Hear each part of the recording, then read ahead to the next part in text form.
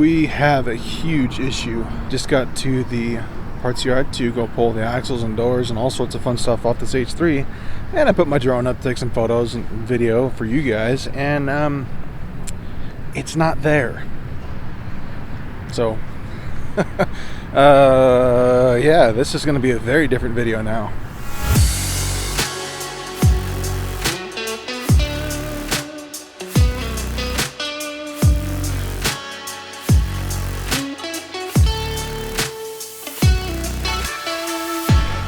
Well, she was crushed. So, all the doors going to Panzer down in SoCal, gone. 456 axles going to Alex up in Washington, gone. So, well, crap. Man, that sucks. Doors pretty much sold. Axles sold. All that stuff.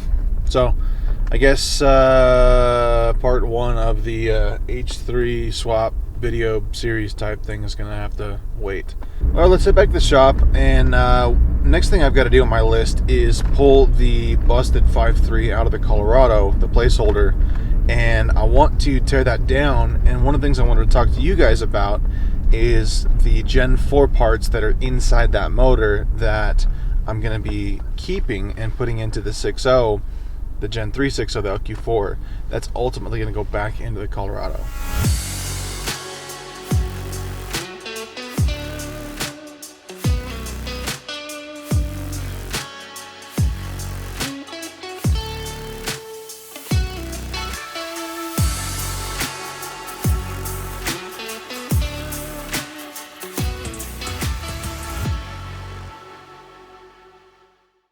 The joys of working on a vehicle outside in the fall.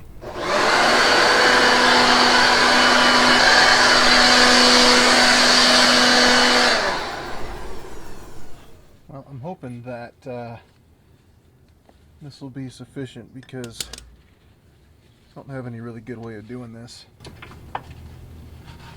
Need to get this thing kind of suspended here. Tell you what, trying to do this by yourself while filming, it's an absolute chore. I'll get it up. That's not going nowhere. You guys get any closer, I'm going to put you to work. I think I'm going to actually hoist the motor before I detach it. Take some pressure off of those bolts and everything, so we'll scoop that real quick. To date, I've been using basically just a locking ring on my chain link to level the motor. Pulling this one out, the old Colorado motor, H3 motor, my Scion motor, and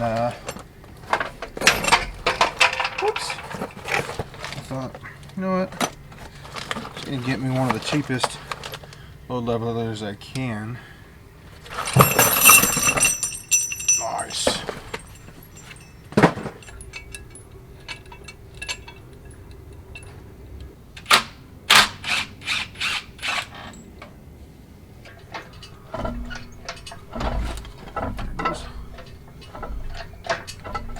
Alright. I'll lift the hood up a little bit and get this thing out of here.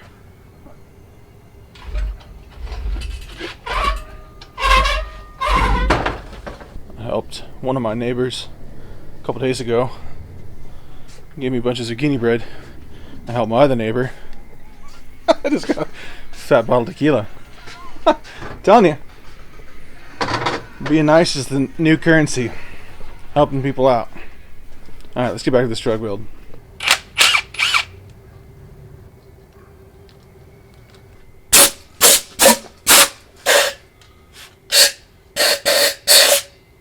So I got this motor from a buddy down the street.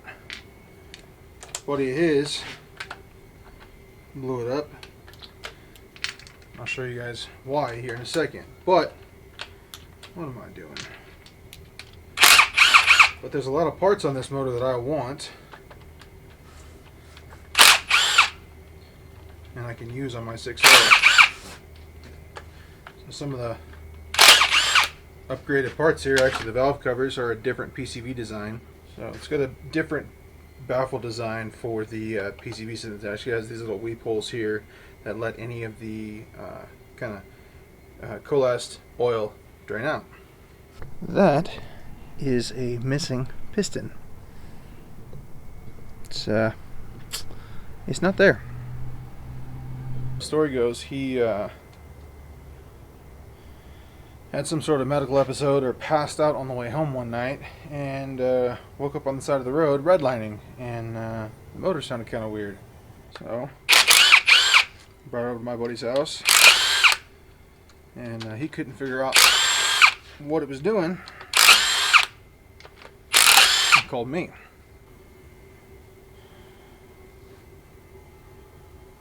So I went down with a couple of my tools, a boroscope and stuff, compression gauge, and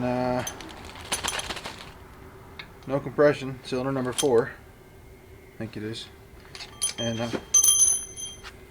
when we put the camera down inside the cylinder there, all I could see is a wrist pin. I couldn't see anything else, so we knew pretty quickly what had happened. So this is an LMG LS LMG LS variant motor, and it's got the AFM DOD and I think the VVT. So active fuel management, displacement on demand, and variable valve timing. Actually, I don't know if that's variable valve timing. I don't remember. Maybe not. But I won't be using this valley pan. Ooh, we got pieces in here. Yeah, I got pieces of piston. And keep going, see how much is salvageable. So Gen 4 has some things that I want. And a lot of that has to do with the computer system. It makes it so much easier to run a Gen 4 motor in a Colorado than it does a Gen 3. You can see the DOD lifters versus the standard hydraulic ones. I don't plan on reusing any of that, so don't freak out that I'm not being careful with that stuff. There's shrapnel everywhere in here. Goodness. This poor motor.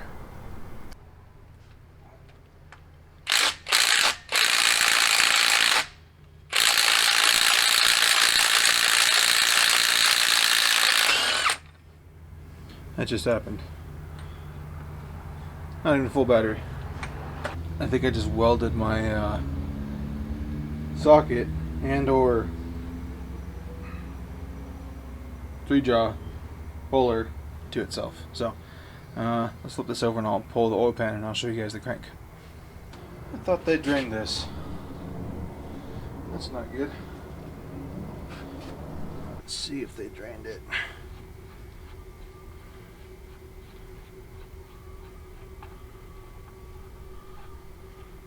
Nope. Yikes.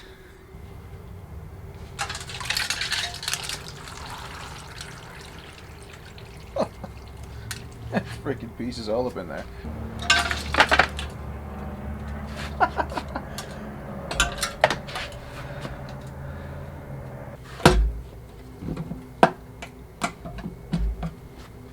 So I got the oil pan off, and it's pretty bad in here. Dented the windage tray pretty bad. There's just aluminum and pieces of stuff everywhere. Here's a part of a piston ring.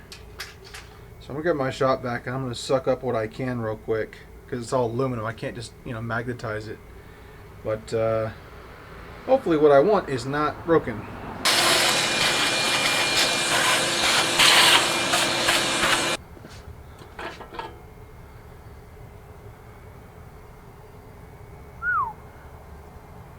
Alright, turns out my buddy had a bowler set, so we'll do this this guy. Ooh.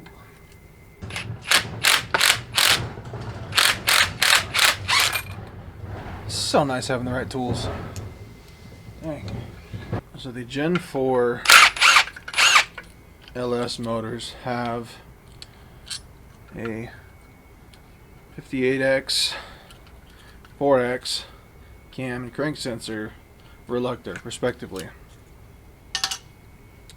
And the Gen 3s have a 24X, 1X crank sensor and cam sensor, respectively. So you can't just you can't just tune it for the Gen 4. You actually have to have the right sensor count, the right reluctor count.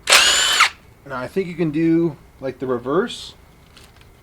You can get a Lingenfelter box and you can put a Gen 4 motor with that conversion box into a Gen 3 computer setup and it'll run. Yikes. There's metal everywhere.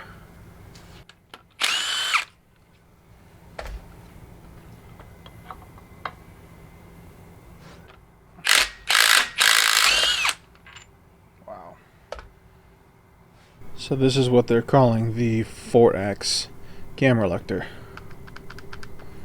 So there's 4, whereas the Gen 3 has like one big boss on it.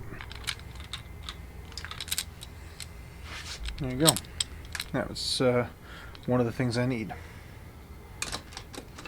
Granted, it's like a $20 part, but this was free. See what it's going to take to get these guys out of here.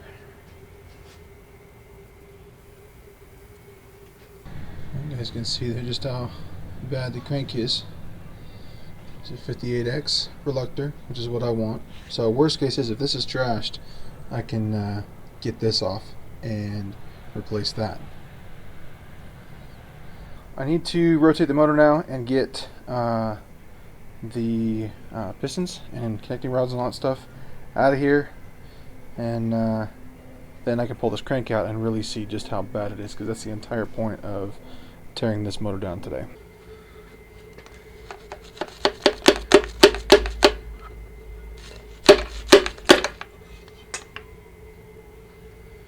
Piston pusher 9000. So I'm pretty confident this crank is toast, and I had a pretty solid feeling that it was, given that the cylinder 4 here decided to leave the chat. Well, there it is, that one. So what I do need is the 58X reluctor, no big deal. And yeah, I don't know that that's savable or not.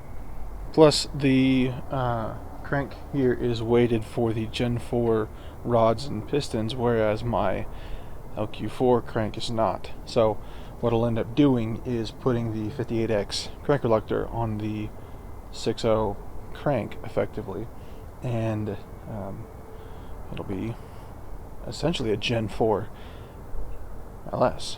So a couple of things about this motor is that this is a TBSS Gen 4 NNBS style intake. It's way more desirable than the Gen 3s. Also, it's got a 4-bolt and electronic throttle body, which I'll have to probably rewire for the new wiring. Also, this motor was E85, and these injectors are of a higher pound rating than what's on the 6.0 now. With that motor, I got a Gen 4 water pump, which is a little bit updated from the Gen 3, which is in the Yukon, and pretty much everything that's not destroyed, like the lifters and whatnot, I might be able to reuse on the new 862 heads. So even though like the reluctor and this and that and the cam stuff wasn't really amounting to a whole lot of money, it was free. So the updated valve covers, the updated water pump, the intake manifold, stuff like that. There's a whole bunch of things that this motor had that I would have otherwise had to buy elsewhere. So thankfully I got this motor for free, and I was able to tear it apart within a couple hours. This thing is fully disassembled right now. If it was a good motor, I could actually start rebuilding it at this point. So, well, I need to clean up my mess and all my stuff away. But that'll do it for this video. just want to show you guys the teardown of the 5.3, as well as kind of my plans and kind of what you can do to make a Gen 3 motor act and look, function like a Gen 4. So there'll be more on that coming up, but I guess I just want to show you guys another part of the build vlog instead of the H3 swap, which unfortunately has to be postponed right now. Anyway guys, thanks for watching, and I'll see you guys on the next video.